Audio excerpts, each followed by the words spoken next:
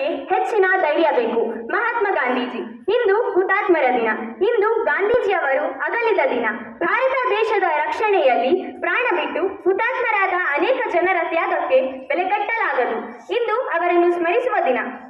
ಅವರೆಲ್ಲರೂ ನಮ್ಮ ರಾಷ್ಟ್ರದ ಹೆಮ್ಮೆ. ನಾವು ಅವರಿಗೆ ಎಷ್ಟೇ ಗೌರವ ಸಲ್ಲಿಸಿದರೂ ಅದು ಕಡಿಮೆಯೇ.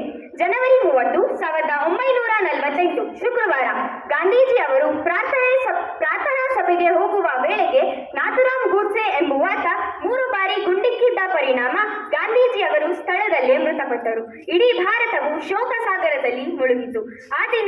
ಆ ದಿನವನ್ನು ಇಂದಿಗೂ ಹುತಾತ್ಮರ ದಿನ ಎಂದು ಆಚರಿಸಲಾಗುತ್ತದೆ. ಸತ್ಯ, ಅಹಿಂಸೆ ಮತ್ತು ಅಸಹಕಾರದ ಚಳುವಳಿಯಿಂದ ಜಗತ್ತಿನಾದ್ಯಂತ ಮಹಾತ್ಮ ಎಂದೇ ಚಿರಪರಿಚಿತರಾಗಿದ್ದ ಗಾಂಧೀಜಿ ಅವರಷ್ಟೇ ಅಲ್ಲ, ಸ್ವಾತಂತ್ರ್ಯದ ಹಿಂದೆ, ಸ್ವಾತಂತ್ರ್ಯದ ಬಳಿಕ ದೇಶಕ್ಕಾಗಿ ಹೋರಾಡಿದ ಅವರೆಲ್ಲ ಅಪಾರ ಕೊಡುಗೆಯಿಂದಲೇ ಇಂದು ನಾವು ಸುಖವಾಗಿ ಬಾಳುತ್ತಿರುವುದು. ಸ್ವಾತಂತ್ರ್ಯ ಹೋರಾಟಗಾರರಿಗೆ ಗೌರವ ಸಲ್ಲಿಸಲು ವಾರ್ಷಿಕವಾಗಿ ಹುತಾತ್ಮರ ದಿನವನ್ನು ಆಚರಿಸುವ ವಿಶ್ವದ 15 ದೇಶಗಳಲ್ಲಿ ಭಾರತವೂ ಸೇರಿದೆ. ಈ ದಿನ ಭಾರತೀಯ ಸ್ವಾತಂತ್ರ್ಯ ಚಳುವಳಿಯ ಸಮಯದಲ್ಲಿ ಅವರ ತ್ಯಾಗಕ್ಕಾಗಿ ಎಲ್ಲ ಸ್ವಾತಂತ್ರ್ಯ ಹೋರಾಟಗಾರರನ್ನು ರಾಷ್ಟ್ರವು ವಂದಿಸುತ್ತದೆ. ನಮಗೆ ದಕ್ಕಿರುವ ಸ್ವಾತಂತ್ರ್ಯವನ್ನು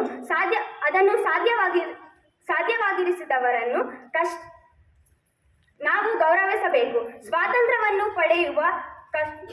ಪಡೆಯುವುದು ಕಷ್ಟ, ಆದರೆ ಅಷ್ಟು ಹೋರಾಟ ನಡೆಸಿ ಸಿಕ್ಕಿದ ಸ್ವಾತಂತ್ರ್ಯವನ್ನು ಅನುಭವಿಸಲು ನಾವೆಲ್ಲ ಆಶೀರ್ವಾದಿಸಲ್ಪಟ್ಟಿದ್ದೇವೆ.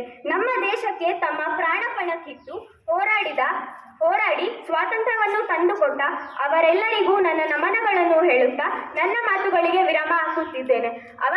ಅವಕಾಶ ಕೊಟ್ಟದ್ದಕ್ಕಾಗಿ ಧನ್ಯವಾದಗಳು. ಜೈ ಹಿಂದ್, ಜೈ ಭಾರತ್ ಮಾತಾ.